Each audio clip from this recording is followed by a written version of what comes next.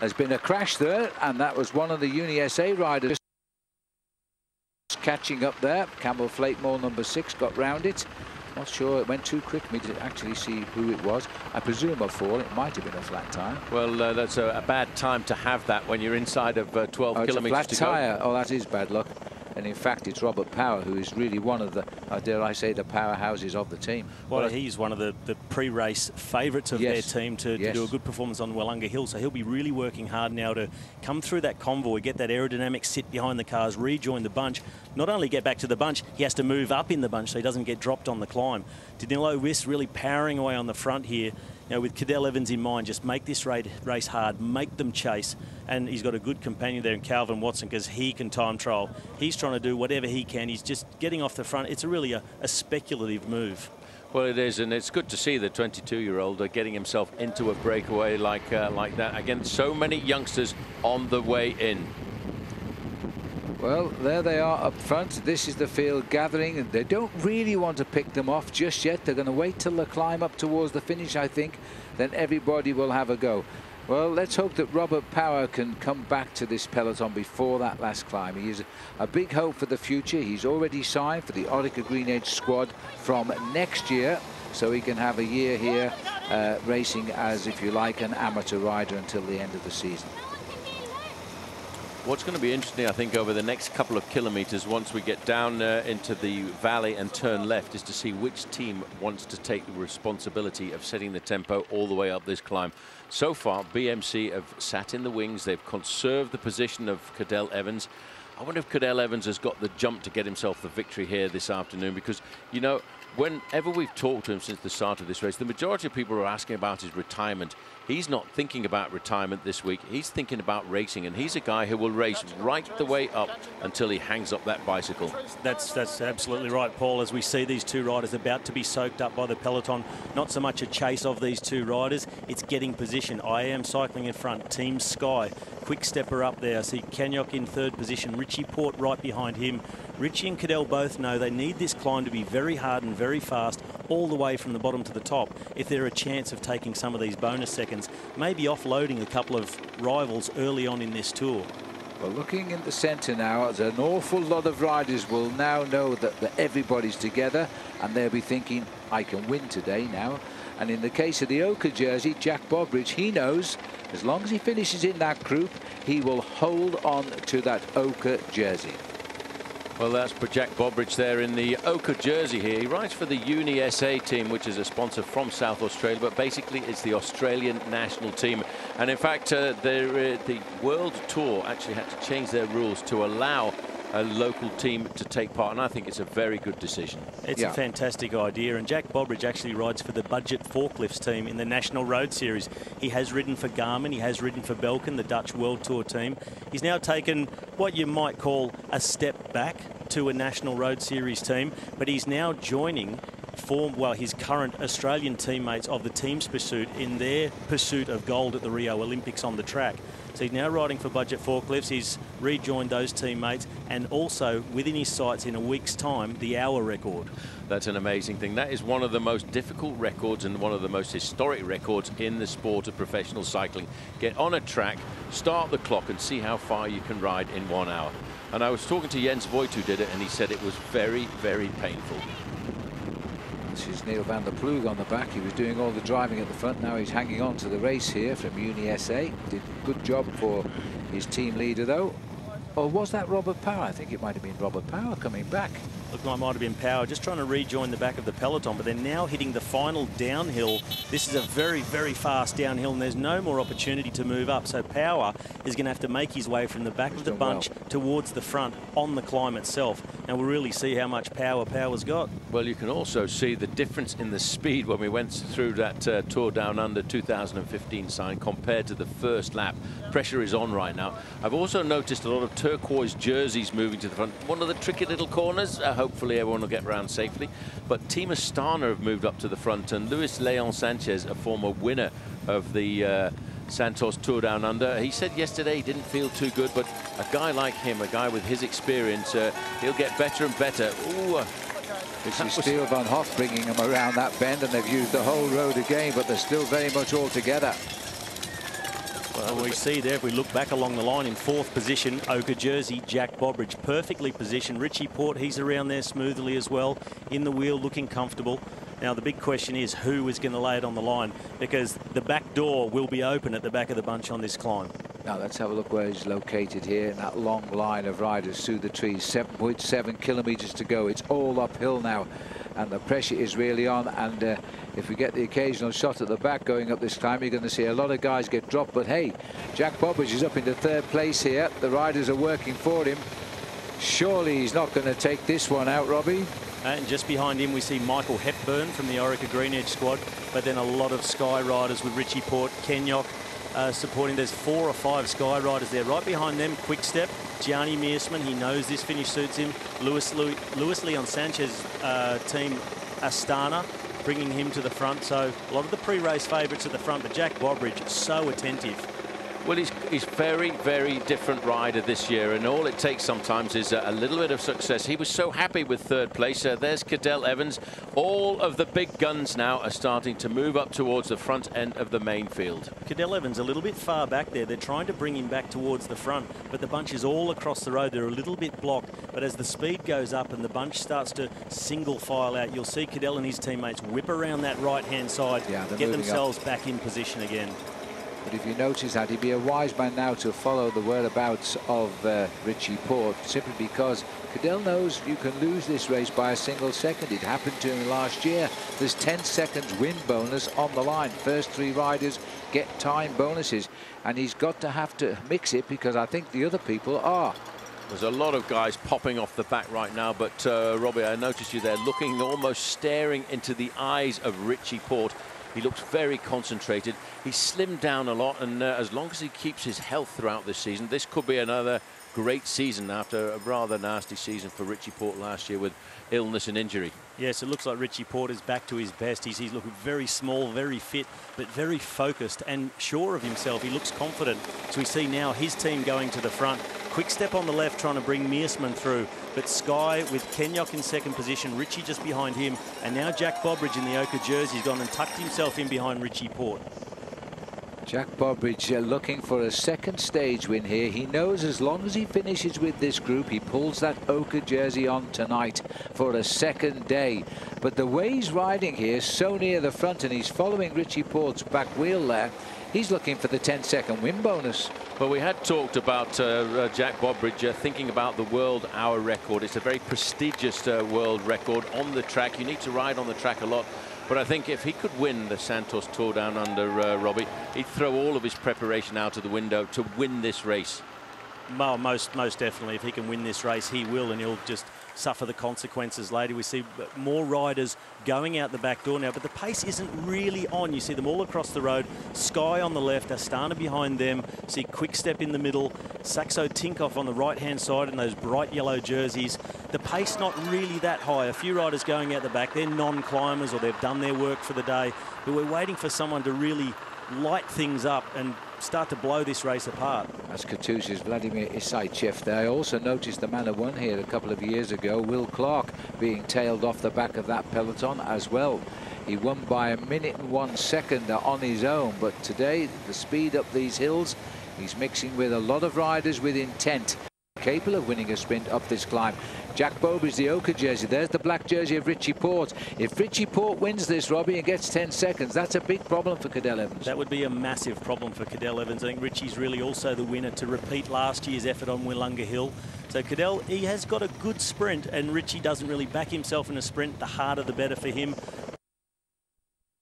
A little bit further back was Cameron Meyer, moving his way back towards the front of the bunch after being off the front of them all day long.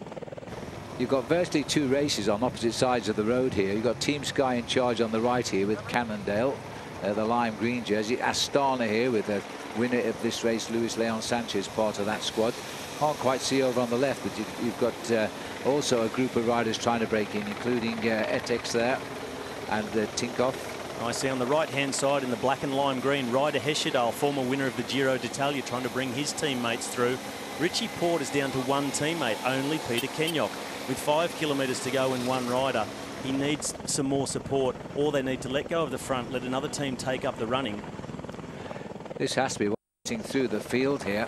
There was one of the riders on Ethics there. Look. Nathan Haas, he's finished in the top 6 overall here. He had a good ride in Wollonga Hill last year, and he has a really good sprint. Winner of the Japan Cup last year, a very tough hilly race. So Cannondale Garmin really backing Nathan Haas, and with most of the team at the front now. Richie Port still very attent, and Peter Kenyok still driving away, keeping that pace high. As we see one of the BMC riders of Cadel Evans going out the back. Well has gone there, and that's a workhorse for Cadel Evans. Cadel Evans still needs to be brought a bit closer, but with 4 kilometres to go, at this sort of piling on this sort of pressure, these riders at the front are going to hurt and likely crack, and Evans is going to take advantage in the last kilometre perhaps. Cam Meyer still tagged on the back of this split. Remember, he's won a few bonuses. If he can finish with this group, he'll still be well placed in the top 6 or 7 riders. He's fighting though to hold that back. We're on the left of our picture now. They're beginning to move up Cadel Evans. This is becoming an extreme battle. It's becoming an absolute battle to get to the front. BMC trying to bring Evans, Orica Greenedge trying to bring Clark and Impey. On the other side, we've got Ryder Hesjedal with Haas for Cannondale Garmin. Further back, Jack Bobridge looks like he's starting to labour ever so slightly, but still sitting there in about 15th position. He just needs to finish with the group to keep the jersey, but he can lose time, of course, for the men that snatch the bonuses. And Peter Kenyok here, the British champion on Sky, doing the pacemaking. Cannondale are saying thank you very much, but Peter's really doing it for Richie Port, who's mixing it with the Cannondale boys, and Evans is moving up in the centre in the red jerseys. Lamprey always do well here. They're bringing their man up as well, Bonifacio. Well, now they're coming to the top of the main part of the climb before they dip down and through that roundabout that they bunny hop over. So the worst is over. It's just trying to start to get in position, get their breath back, and then psych themselves up and shake the legs out for this final run uphill to the line. The man in the centre in the pink is Bonifacio. He finished best of the rest yesterday as they came into the finish. Now the rest are all around him today. They're racing for the win at 3 kilometres to go. Cameron Meyer still hangs on. He wants to finish in the same time and make use of the time bonuses he's won out on course today. Well, that's it for Peter Kenyok. Well, Kenyok finally done after only about 4 kilometres on the front of the bunch on this climb. He's been the man doing all the damage. You see the Cannondale Garmin team swing from left to right across the road, keeping Haas in position. They're coming into a faster downhill section now, so the hardest part of the climb is done. They're going to come down through town. They've really got to have their wits about them through this roundabout. Be very careful. Riders who are now at the back of the bunch, they won't be seeing the front again. They're just trying to hang on, but there are a lot of splits will start to happen. Fast downhill. It's all about taking a few risks, bringing your teammates up to the front. See Orica Greenedge on the left of picture just missed that person with a camera as they're trying to bring Clark and Impey to the front. But at the moment, control of this bunch is in the hands of Cannondale Garmin. A big sweep, and again it's Lamprey joining them in as they bunny hop over the roundabout at the bottom of the finishing climb. Now, have noticed, Robbie, that Heinrich Klauser sitting there watching everything that's going on. You can see the yellow jersey at the top of our picture there. That's the champion of Australia, and he's in a perfect position for the last 2 kilometres. He's in about 20th position now. The road kicks up again slightly, then eases off again. It's more of a false flat as they come around towards the kilometre. It's from about 800 metres to go that the road really starts to kick up, and that's where you start to see the bunch split. But at the moment, all the time now for the last kilometre and a half has been the Cannondale Garmin team. 5 men in a row, infiltrated by 1 Lamprey working for Bonifacio. There's Jack Bobridge on the right, Ochre jersey. Nice He's making his move to the front. He's still got some stuff left in the legs. And there is the champion of Australia there with the yellow top to his jersey, Heinrich Hausler, man for the day perhaps. His team has done all the work, remember, to negate that original breakaway in the hope he would win the sprint. But so far, the big teamwork's being done by Cannondale Garmin here, and they're hoping to launch the last man in the line, Nathan Haas, to a stage victory. But it's still very much anyone's race. They are going at 1.1. They're looking for the red kite. They've got to move the sprinters up very shortly. There's Richie Port on the left with Jack Bobridge in his wheel as they're about to come under the last kilometre banner. 1 kilometre to go. The field is thinning out at the back, and the sprinters are now trying to come to the front. This is a lovely sprint finish if you can do it. Matthew Heyman, dead centre for Orica Greenedge now, and Sky are trying to get back in on the screen, but they haven't lost control, Cannondale Garmin, as yet. Well, it looks like Orica Greenedge now taking over with Heyman, Impey in the wheel, Simon Clark. So it's Heyman, Clark, Impey, Gianni Mearsman lurking there in Impey's wheel. On his right, Richie Port And on the left would be Nathan Haas from Garmin Cannondale. Richie Port is dead centre in the black jersey now, and he knows a bonus today could win in the Tour here. It'll give him that little advantage over Cadell Evans, who's on the left of our picture. Evans, who was placed last year, is moved up just off our picture. Adam Hansen is there as well from the Queensland area of Australia. There's a move by Evans now on the left of our pictures to go head-to-head. Cannondale want Haas to win this, but you know they're still trying to interfere, and Evans is trying to get through, and he's moving through. There's a bonus on the horizon for Evans if he can get into the first three across the line. Now it's up to Nathan Haas here. Darren Impey is in the wheel there as they try to open it. A very, very difficult sprint finishes. Watch Cadell Evans on the left of our picture, because Richie Port is not here as they go head-to-head. Nathan Haas is being passed on the line. Darrell Impey, is he going to finish it off for Orica Greenedge? It's an awful long way to the finish, and I think it's Lobato who's coming up now. Grips his teeth and sends the telephone, but Jose Lobato has beaten Darrell Impey on the line, and Cadell Evans outside the bonuses. What a great finish. Fantastic finish. Nathan Haas went for a very long sprint from 400 metres to go. Took Impey into the sprint. Impey tried to go. Mearsman started to buckle in his wheel. Average speed of the climb, 43.5 kilometres an hour. But this man, the movie star rider from Spain, Juan Jose Lobato, he's then rubbed out that run of second places he's had. He's been so close so many times. Yeah. He was a pre-race favourite today. He's shown good signs, and now he's got that big win here at the Santos Tour Down Under. As they came into the sprint, the overhead, we saw Heyman bringing Orica Greenedge to the front, took control at just the right time. Coming from quite far back was the Cannondale Garmin team riding for Nathan Haas. They're the ones that launched the sprint. Simon Clark, he accelerates to give Impey some room. Gianni Mearsman on Impey's right now in 4th position. Lobato just slots in on Mearsman. He knows he's one of the big favourites. Haas in 2nd position now. He goes for home. It's still quite a long way to go. You see the signs on the side showing the meterage. He hasn't even got to the 300-metre mark yet, and he's gone for home. Impey biding his time, and everybody's starting to buckle. Cadell Evans coming up on the right, making sure he's not losing any time. One of the giant Alpecin riders, that'd be Tom Dumoulin, but look from the back, the movie star rider on the left. He has come from 10th position, accelerated, gone past everybody, and gone on to a 2 or 3 length win. Juan Jose Lobato came from nowhere, and they still didn't see which way he went, and he's got a teammate in the first 3 as well. It's movie star all the way today. Great ride from Darrell Impey, pushing all the way to the line. Marcel Kittle's teammate, Tom Dumoulin, also up there in the top 5. I didn't see Richie Port. Has he stayed intact with the leaders?